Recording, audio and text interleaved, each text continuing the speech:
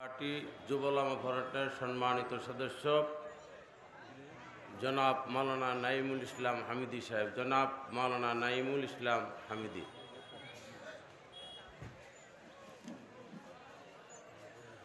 সকলে দুরূদ শরীফ পড়ি। আল্লাহুম্মা সাল্লি আলা মাওলানা মুহাম্মদ ওয়া আলা আলি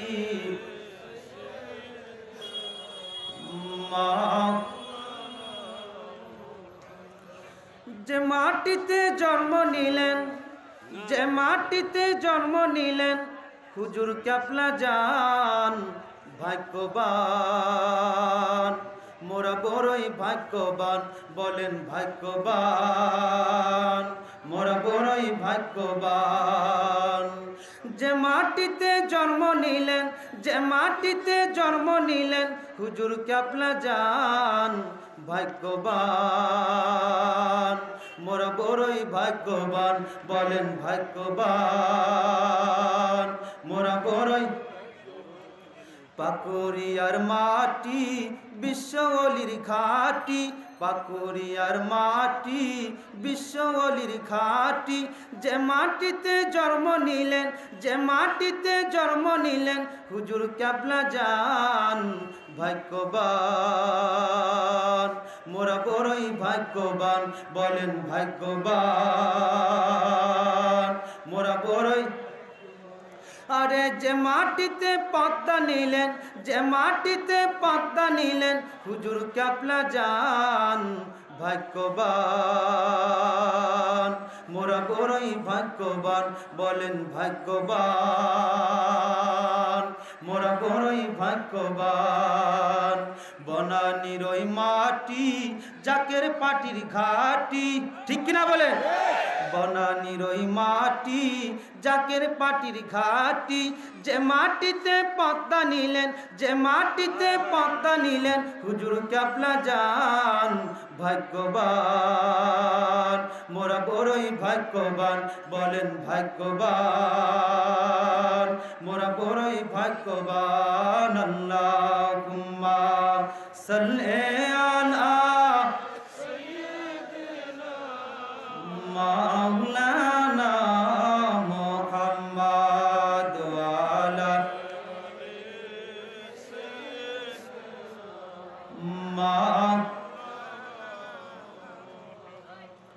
কদম বুসে আরজ করতেছি আরবে কামেল মুর্শিদে মুকাম্মেল যে বিশ্বলি খাওয়া ফরিদপুরি নিজে না খাইয়া মুরিদ সন্তানদের খাওয়াইতেন, নিজে না ঘুমাইয়া আপন মুরিদ সন্তানদের ঘুম পাড়াইতেন, সে বিশ্বলির কদমে কদম বুসে আরজ করতেছি, কদম বুসে আরজ করতেছি মিয়া ভাইজান মুজাদ্দিদি সাহেবের কদমে, এবং কদম বুসে আরজ করতেছি জাকের পার্টির মহামান্য চেয়ারম্যান হযরত খাজা মেজু ভাইজান মুজাদ্দিদি সাহেবের কদমে কদম বুসে আরজ করতেছি, এবং কদম বুসে আরজ করতেছি আলহাজ হযরত খাজা মেজু সাজান মুজাদ্দিদি সাহেবের কদমে, এবং খাজা পরিবারের সকল সদস্যবৃন্দুদের কদমে কদম বুসে আরজ করতেছি। আমরা অত্যন্ত ভাগ্যবান, আমরা এখানে উপস্থিত হয়েছি বিশ্বলির আবির্ভাব মঞ্জিলে, কথা বলেন ঠিক কিনা? যে মঞ্জিলে আমার বিশ্বলি খাজা ফরিদপুরি আগমন করেছে, কথা বলেন ঠিক কিনা? যেমন মক্কার জমিনে জন্ম নিলেন বিশ্বনবী, আর এই বিশ্বলির আবির্ভাব মঞ্জিলে জন্ম নিলেন আমার মহান অলি বিশ্বলি খাজা ফরিদপুরি, কথা বলেন ঠিক কিনা? একজন হইলেন বিশ্বনবী আর একজন হইল বিশ্বলি, একজন হইল নবী আর একজন হইল অলি, দুইজন মহা সত্য মানব, কথা বলেন ঠিক কিনা? কোনো সন্দেহ আছে? জোরে বলেন সন্দেহ আছে? কোনো সন্দেহ নাই, কথা বলেন ঠিক কিনা? প্রথম পর্যায়ে যেমন বিশ্বনবীকে মানুষ সন্দেহ করত, রাসূলের আচরণ দেখে, রাসূলের আদর্শ দেখে মানুষগণ কাফের বেঈমান পর্যন্ত আল্লাহর হাবিবের কাছে কালিমা পড়ে মুসলমান হয়েছে। বিশ্বলির ঠিক তেমন করে আদর্শ দেখে আমার বিশ্বলির মুরিদ হয়েছে, কথা বলেন ঠিক কিনা? আপনারা কি বিশ্বাস করেন? জোরে বলেন বিশ্বাস করেন? জাকের ভাইরা গভীর মনোযোগ দিয়ে শুনুন, লক্ষ্য করে শুনুন, কেমন আমার বিশ্বনবী আর কেমন আমার বিশ্বলি। আল্লাহর নবীর প্রথম সাহাবী হযরত আবু বকর সিদ্দিক প্রথম অবস্থায় তিনি কিন্তু মুসলমান ছিলেন না, কালিমা পড়েন নাই। তিনি ব্যবসা করার জন্য একদিন গেলেন সিরিয়ার জমিনে। কোন জমিনে? সিরিয়ার জমিনে। সিরিয়ার জমিনে যখন ব্যবসা করার জন্য গেলেন, রাত্রবেলা ঘুমিয়েছে। আল্লাহর নবীর সাহাবী স্বপ্ন দেখলেন আকাশের চাঁদ এবং সূর্যকে তিনার চাদরের নিচে রাইখা রাইখা সুন্দরভাবে আদর যত্ন করতেছে। মারহাবা বলেন। চাঁদ এবং সূর্যকে সুন্দরভাবে আদর যত্ন করতেছে। আল্লাহর নবীর সাহাবীর ঘুম ভেঙে গেলেন। হাই হাই, কি স্বপ্ন দেখলাম! চাঁদ এবং সূর্যকে সুন্দরভাবে আদর যত্ন করতেছি, কারণটা কি, ব্যাপারটা কি? এরকম করে চিন্তা করতেছেন। স্বপ্ন কিন্তু মিথ্যা কোনো জিনিস না, স্বপ্নের ব্যাখ্যা আছে। নবীদের স্বপ্ন হইল ওহী। নবীদের স্বপ্ন কি? নবীদের স্বপ্ন ওহী। আর বন্ধুগণ, আল্লাহর ওলিদের স্বপ্ন নবুয়তের ৪৬ ভাগের ১ ভাগ পাওয়ার বাকি। আল্লাহর নবী প্রথম সাহাবী স্বপ্ন দেখলেন চাঁদ এবং সূর্যকে সুন্দরভাবে আদর যত্ন করতেছে। আল্লাহর নবী সাহাবী হতভম্ব হয়ে গেলেন। স্বপ্নের ব্যাখ্যার জন্য সিরিয়ার মানুষদের কাছে খবর নেয়, এ সিরিয়ার মানুষ, তোমরা বলো এই স্বপ্নের ব্যাখ্যা কি, আমার কাছে একটু ব্যাখ্যা দাও। তারা বলল, ও আবু বকর, এই স্বপ্নের ব্যাখ্যা আমি কিন্তু দিতে পারবো না। সাধারণ মানুষটা বলল, এই স্বপ্নের ব্যাখ্যা আমরা দিতে পারবো না, তুমি একটা পাদ্রীর কাছে চলে যাও, তিনি 3টা কিতাবের পারদর্শী আলেম। সুবহানাল্লাহ বলেন। আরো জোরে বলেন না সুবহানাল্লাহ। কয়টা কিতাব? জোরে বলেন, কয়টা কিতাব? 3টা কিতাবের পারদর্শী আলেম যিনি ছিলেন, আবু বকরকে বললেন, আবু বকর তুমি চলে যাও পাদ্রীর কাছে, তাওরাত, এরকম করে ইনজিল, এরকম করে বন্ধুগণ 3টা কিতাবের পারদর্শী আলেম ছিলেন। যখন ওই আলেমের কাছে গেলেন, সে আলেম ছিল অতি বৃদ্ধ, তার বয়স হইল 250 বছর। সুবহানাল্লাহ বলুন। কয় বছর? তিনার বয়স হইল 250 বছর। দাড়িগুলো পেকে গিয়েছিল, দাঁতগুলো বন্ধুগণ পড়ে গিয়েছিল, চামড়াগুলো ঝুলে গিয়েছিল। আল্লাহর নবী সাহাবী আবু বকর চলে গেলেন ওই পাদ্রীর কাছে, গিয়ে বললেন, ওহে পাদ্রী, রাত্রবেলা একটা স্বপ্ন দেখেছি, চাঁদ এবং সূর্যকে সুন্দরভাবে আদর যত্ন করতেছি, কারণটা কি, ব্যাপারটা কি, স্বপ্নের ব্যাখ্যা দাও। আল্লাহর নবীর সাহাবীকে ডাকতে বললেন, হে ব্যক্তি, তোমার নাম কি? আবু বকর বললেন, আমার নাম আবু বকর। জোরে বলেন না সুবহানাল্লাহ। নাম কি? আবু বকর। স্বপ্ন কোনো মিথ্যা কোনো বস্তু না, স্বপ্নের ব্যাখ্যার বিভিন্ন সিস্টেম আছে। বড় বংশের লোকের স্বপ্নের ব্যাখ্যা আলাদা, আলেমদের স্বপ্নের ব্যাখ্যা আলাদা। বন্ধুগণ, বড় বংশের লোকের স্বপ্নের ব্যাখ্যা আলাদা।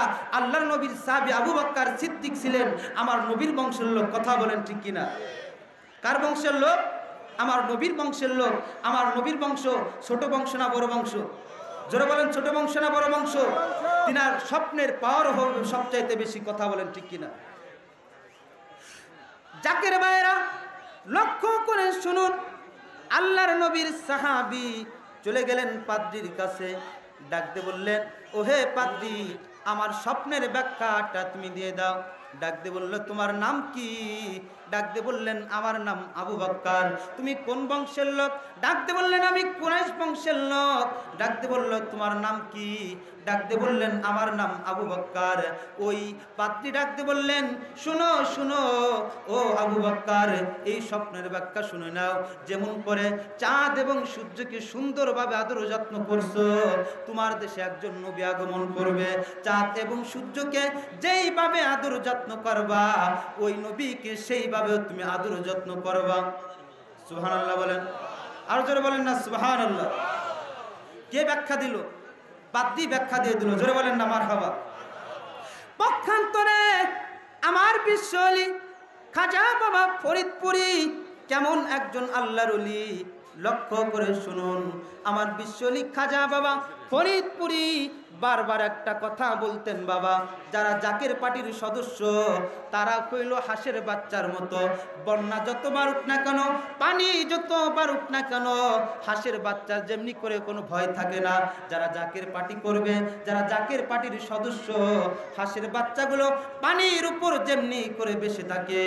জাকের পার্টির সদস্যরা যত ঝড়, যত তুফান, যত বন্ধুগণ, যত বিপদ আসুক না কেন, হাঁসের বাচ্চাগুলো যেমন ওই পানির উপরও বেশি থাকে, জাকের পার্টির সদস্যরা ওই পানির উপরও বেশি থাকবে। কথা বলেন ঠিক কিনা? আপনাদের কি বিশ্বাস হয়? জোরে বলেন বিশ্বাস হয়? ছোট্ট একটা ঘটনা বলতেছি। আমার বাড়ি ফরিদপুর কানাইপুরের একজন জাকের ভাই ছিল। হুজুর কাবলা যান কোনো এক বন্ধুগণ কুরবানির সময় কুরবানির ঈদের বললেন, হে জাকেরেরা, বিশ্ব জাকের মঞ্জিলে গরিব ছাত্ররা পড়াশোনা করে, তাদের জন্য তোমরা কুরবানির চামড়া নিয়ে আসবা।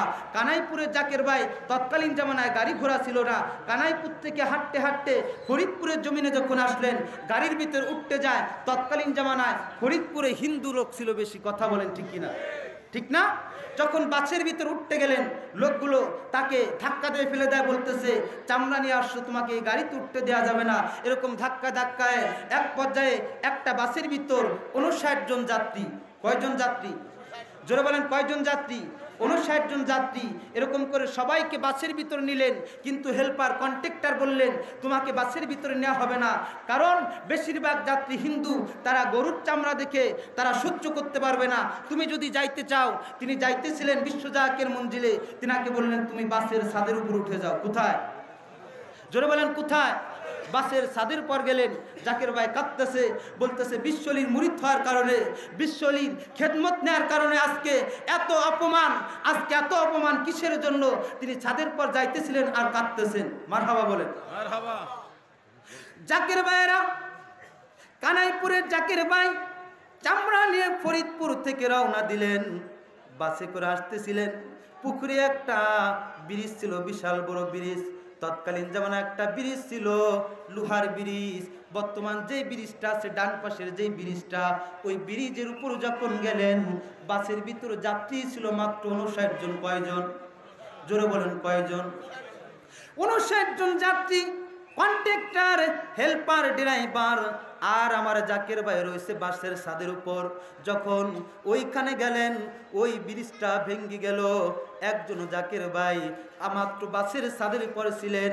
হেল্পার বন্ধুগণ, কন্ট্রাক্টর, এরকম করে যত যাত্রীগুলো ছিল, নিচে ছিল বিশাল বড় নদী। ওই নদীর ভিতর বাস না পড়ে অ্যাক্সিডেন্ট করে সমস্ত লোকগুলো, সমস্ত যাত্রীগুলো মারা গেল।